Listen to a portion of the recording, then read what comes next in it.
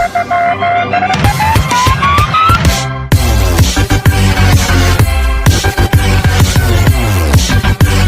friends, welcome back to my channel. Those who are new, welcome to my channel. Hi friends, we have all. In today's class, let us see local government. The concept of government in our India is very old. Many ancient kingdoms of India gave importance to the growth of local self-government. The local self-government provide a link between the government and the masses. It helped the people to the locality to voice their problems. The local government helped to solve the local problems at the local level with the cooperation and the involvement of the people. The involvement of the people in administration strengthened the democratic institution at the grassroots level. The people were vested with the powers of electing representative to the local administrative bodies. The self-governing bodies called as a local self-government became the basis for the decentralization of power. The Lord reputable that the bill on local government in the year 1882. This bill enabled the formation of a local government. Hence, considered as a father of local government in our India.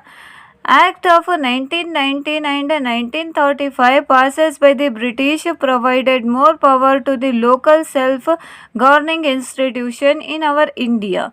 After independence, we see that the government of India appointed many committees and passes act to realize the dream of Grama Swarajya of our father of the nation. Who is the father of nation? Mahatma Gandhi ji was a father of a nation. Now let us move on. In addition to the direction of was included in Indian Constitution, which states that the state shall take a step to organize a village panchayat and provide them with adequate power and authority to the functions effectively. 73rd and 74th constitutional amendment, which come into effect in the year 1993, came the milestone in the history of Panchayat Raj system. As per Panchayat Raj system is detailed, 74th amendment provide the constitutional status to the civic administration in a schedule 11A article from 243P and 243ZG details the civic administration. Now let us move on. The local government function in Karnataka in the pre-independent period. In the post-independent period, many committees were appointed by our state government to establish and strengthen the local bodies in our state. In the year 1983, the Panchayat Raj Act was introduced and it came into effect in the year 1985. According to this act, the Zilla Panchayat at district level, Taluk Panchayat at Taluk level and Grama Panchayat at village level was created through the direct relationship. The Karnataka Panchayat Raj Act was formed as per the 73rd Amendment to the Indian Constitution in the year 1993. This was renamed as a Karnataka Grama Swaraj and Panchayat Raj Act in the year 1993. In 2015, the current Panchayat Raj system is according to this act. Now let us move on. Objectives of local government. Those are the to involve the local people in solving the problem of their own locality, to provide the knowledge of administration to the common peoples, to help in decentralizing power and make the administration more efficient, to train or develop leadership qualities among the peoples at the grassroots level. Those are all the objectives of a local government. Now let us move on. Functions of a local self-government. The following are the important functions of the local self-government. Those are the to maintain and protect the panchayat property, to prepare the annual budget of local bodies, to undertake health and family welfare program, to plan and undertake the developmental work like laying of the roads, electrification, housing and supply of the drinking water, etc. Those are all comes under the developmental work. Now let us move on to encourage and implement the primary, secondary and adult informal education program to maintain cleanliness and sanitation of this area, to provide all sorts of pollutions and provide better health facilities, to provide facilities for the distribution of essential commodities like food grains, kerosene, etc., to ensure the prompt resignation of birth and death, to encourage agriculture, animal husbandry, khadi and handicraft industries, to undertake the program of conservation of soil, water and forest, to execute the agricultural extension program to help the farmers, to plan and implement the welfare scheme for the benefit of SCs, STs, weaker sections and women's, children's, etc., to provide marketing facilities, street light facilities and reading room facilities, etc., to collect taxes, fees and penalties, to identify the beneficiaries for the various and welfare programs of the government. Now let us see sources of income. The total self-governing bodies require the funds to implement various plans and projects. The main source of income for the local bodies are the amount collected through the water cess, health cess, education cess, library and reading room cess, etc. The amount collected through the building tax, vacant land tax, taxes on business, establishment, market, entertainment house and advertising bodies, etc. The taxes collected from the tourist spot, rental and leisure amount collected on their properties, financial grant from the state government. Now let us see composition of local governing bodies. First one is Grama Sabha. Grama Sabha is a primary unit of rural local government. It is a body that has all the voters of a village as its members. This should meet at last twice in a year. Grama Sabha is called by the president of the Grama Panchayat. If the president of Grama Panchayat fail to call for the Grama Sabha, the executive officer EO of the Taluk Panchayat should call the meeting of Grama Sabha.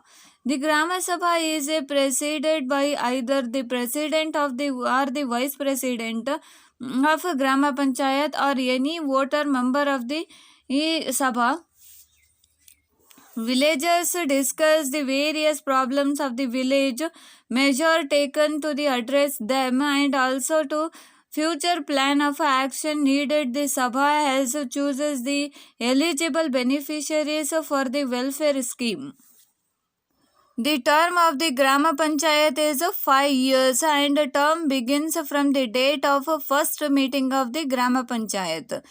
Now let us see Grama Panchayat. Our second local body is Grama Panchayat. Grama Panchayat are formed on the basis of population village of the group of villages with a population between 5,000 to 7,000 from a Grama Panchayat region of Uttara Kannada, Dakshina Kannada and Malnad region from the Grama Panchayat only with the population of 2,000 members are there in Grama Panchayat. They are elected by the adult peoples or adult population of the Panchayat area.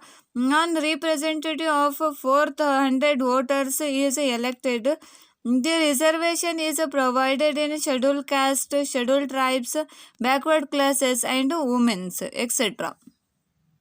As per the second amendment of Panchayat Raj Act of 2000, a panchayat members must have a toilet in his house. If he does not have, he must build one within 1 year of getting elected. The Grama Panchayat meeting must be held at least once in a 2 months. Minimum one-third of the members of a panchayat must be presented to take decisions. All the members of a Grama Panchayat together elected president and vice president for its term of 30 months.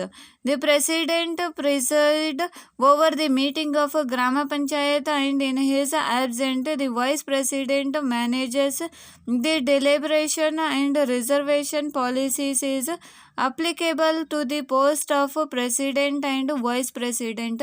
A standing committee are formed for the efficient administration of a Grama Panchayat, and Panchayat Development Officer or PDO is executive head of the Grama Panchayat.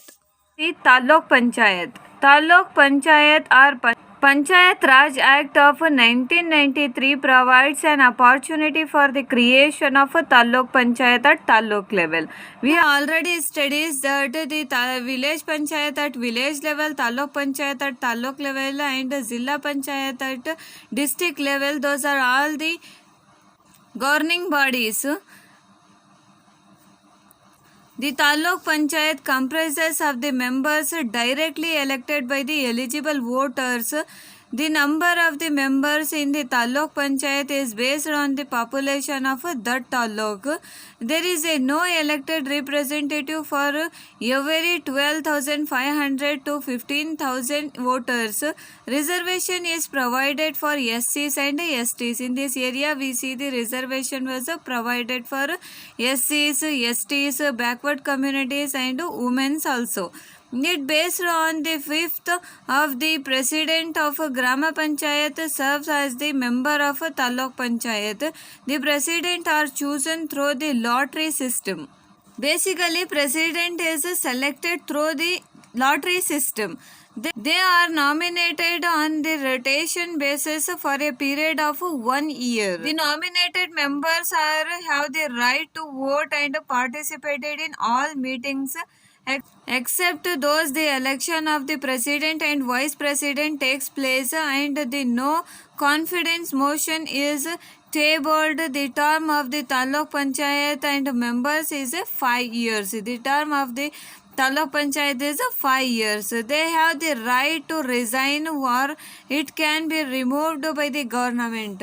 MLAs and MLCs and MPs of the jurisdiction, it can attend the Taluk Panchayat meeting. Now let us move on. Taluk Panchayat meeting must be held at last once in a 2 month. In case of utmost important special meeting are conducted, the president of Taluk Panchayat presides over the meeting. In his absence, the vice president presides over the meeting. The president and vice president are elected by the Taluk Panchayat members for the term of 5 years. We have already discussed this. Or till their membership cases, whichever is earlier, and standing committees are constituted to bring about the efficiency in administration. The government appointments and executive officer to look after the executive work of the Taluk Panchayat. Taluk Panchayat has certain functions and perform in addition to the functions of local bodies.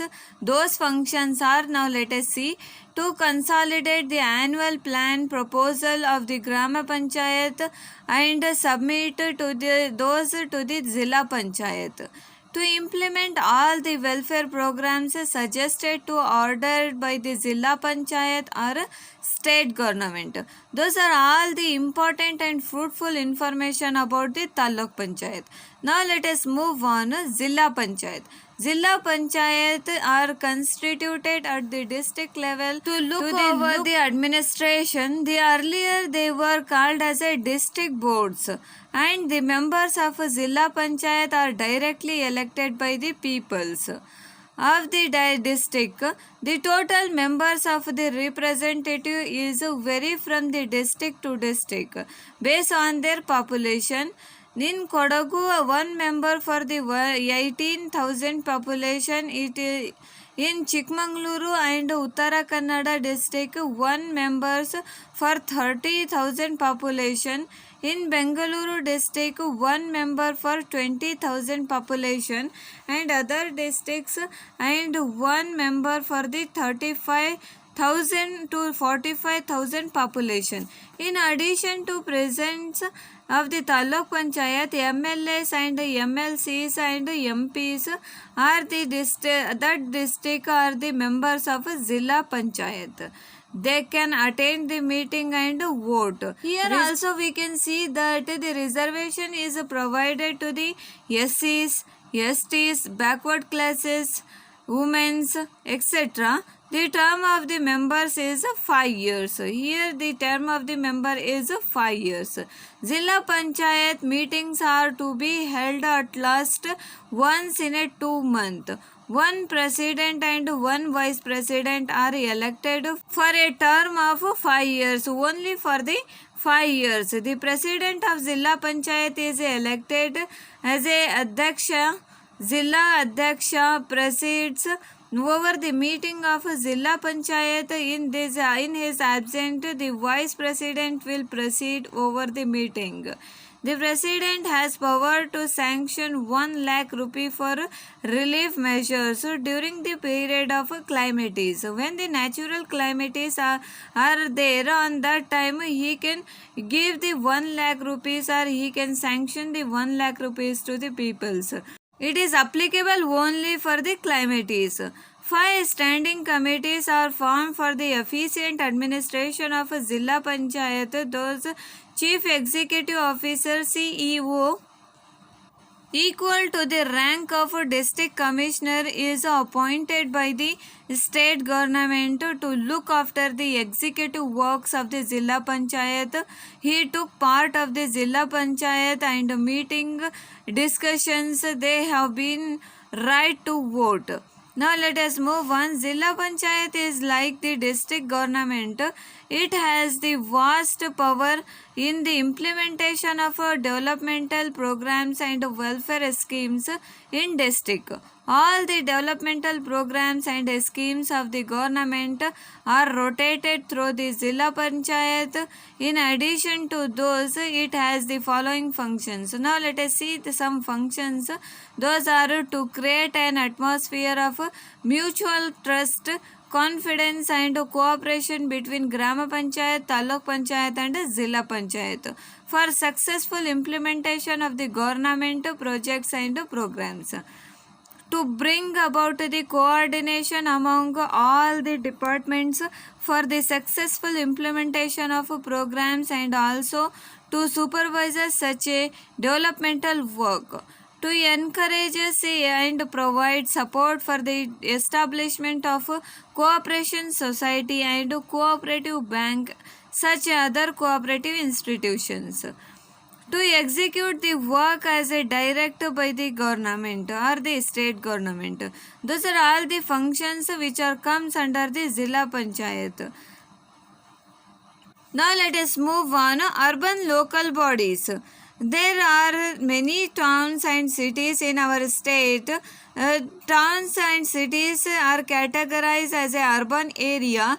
This urban area, the peoples have better facilities of education, health, transport, drinking water, sanitation and entertainment.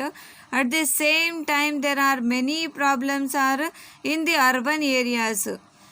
In order to solve the problems of urban area and to provide a good government and urban local self-government or the urban local bodies are set up, those are the 3 types of urban local bodies. Those are the first one is city corporation, Mahanagara Palike, major cities. Second one is town municipalities or city municipalities, town and cities. Third one is containment area under the control of defense. Now let us move on. The state government has power to declare a particular area as a city or town on the basis of certain factors like population, their income, etc. Those urban local bodies have many functions.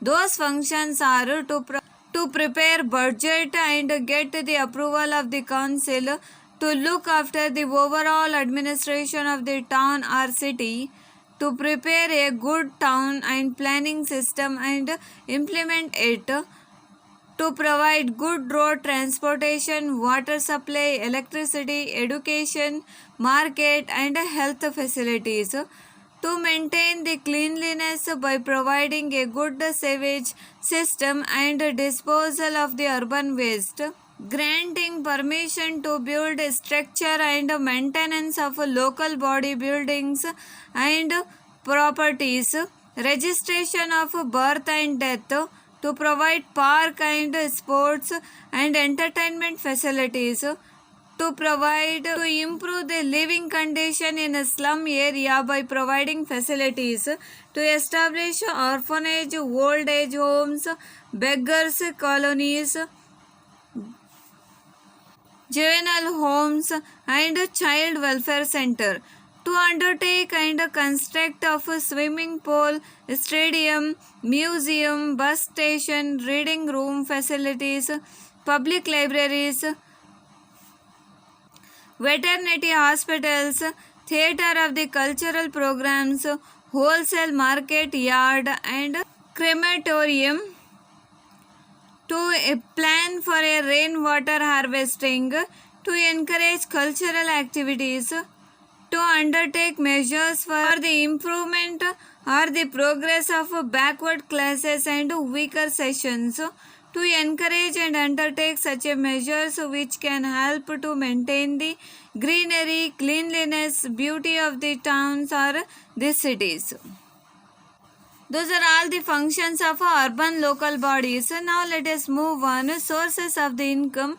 In order to bring about the development and progress of this area means urban area, and also to implement various plans and projects, and the urban local bodies require the funds. Urban local bodies want some funds. Two main sources of the income are from the taxes and to collected on buildings, vacant sites, shops, vending cart, etc. In addition to they collected rent from the buildings of local bodies, rented out of the office, market yard, shop and town halls, etc. The water sees, market sees, etc. and on the entertainment house yield revenue and grant they will provided the state government to help the local bodies in undertake welfare measures. The composition of urban local bodies. Now let us see the composition of urban local bodies. Town municipalities and municipal corporation. An urban area is classified as a town or city on the basis of their population. An area with a population between 20,000 to 50,000 is considered as a town. Town municipality is a governing bodies of this area. Similarly, an area with a population between 50 to 50,000 to 3 lakh is considered as a city. The governing bodies of that area is called as a city municipalities. City municipality, the governing bodies of town municipality and city municipalities, they have elected representative called councillors, and the councillors are elected representative and they are directly elected by the peoples of that town or city. The number of the councillor are vary from one place to another place depending upon the population of that area. In the town municipalities, the number of the councillors are between 23 and 27, whereas in the city municipalities, the number is between the 31 to 37 based on the state government nominated the 5 members who have a good experience and knowledge in the municipal and administration. Those nominated members are taken the part in the debate and discussion of that council. The meeting of that they have no right to vote. The local MLAs, MLCs and MPs, they can also attend the council meeting and vote there. SCs, STs and backward classes and women are provided the reservation. In this area also we see the reservation facility is available. As per the rules in those local bodies, the president and vice president are a head of the local bodies. They are elected by the councillors and presides over the council and meeting. It was a smooth, it helped to smooth functioning of that local bodies. In absence of the president, the vice president looks after the functions and terms of the urban local bodies in a 5 year. The term of the local bodies are 5 years. Under certain special circumstances, the state government has power to extend the term for 4 standing committees and constituted for the smooth and efficient administration of the local bodies. The chief officer is administrative officer of municipal bodies. He appointed by the government and he look after the entire executive work of municipalities. Besides he providing the necessary information to the council. Now let us move on. The city corporation or Mahanagara Palike. The city corporation or Mahanagara Palike are constituted as per the Karnataka's Municipal Corporation Act. In the year 1976, the city corporation or the Mahanagara Palike are formed in the area with more than 2 lakh population and their income is more than 1 crore. The members of this city corporation is called as a corporators. The number of the corporators in the corporation is decided based on their population. The number of the corporation should be not generally be less than 30 and not more than 100, and the state government decided the size of the corporation.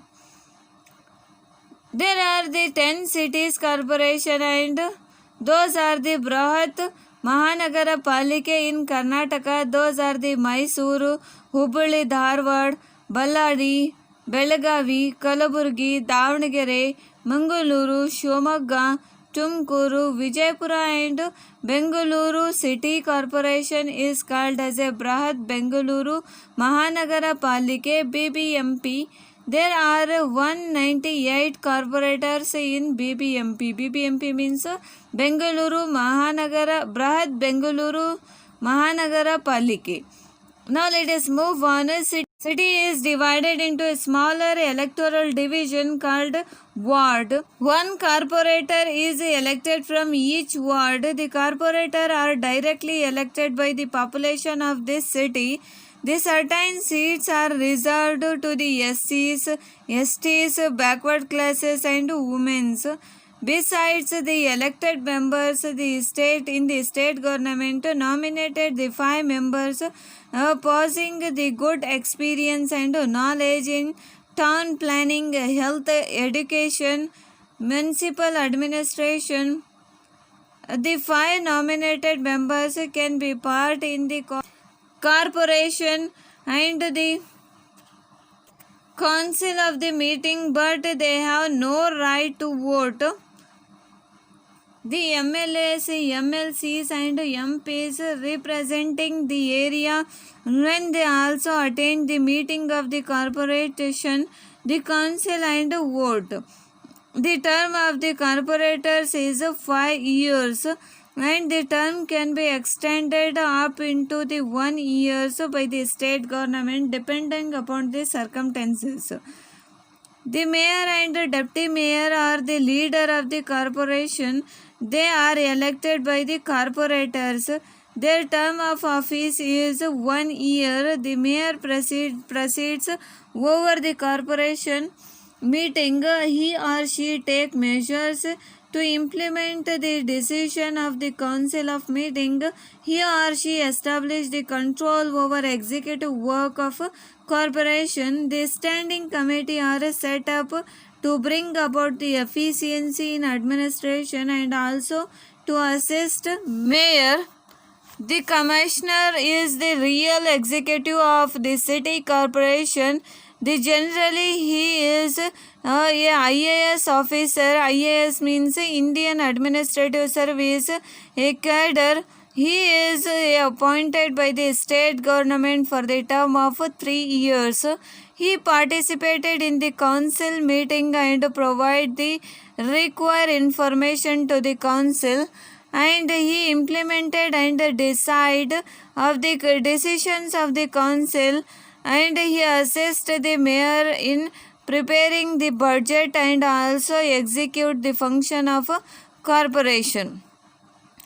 Those are all about the urban local self-government. Thank you for watching this.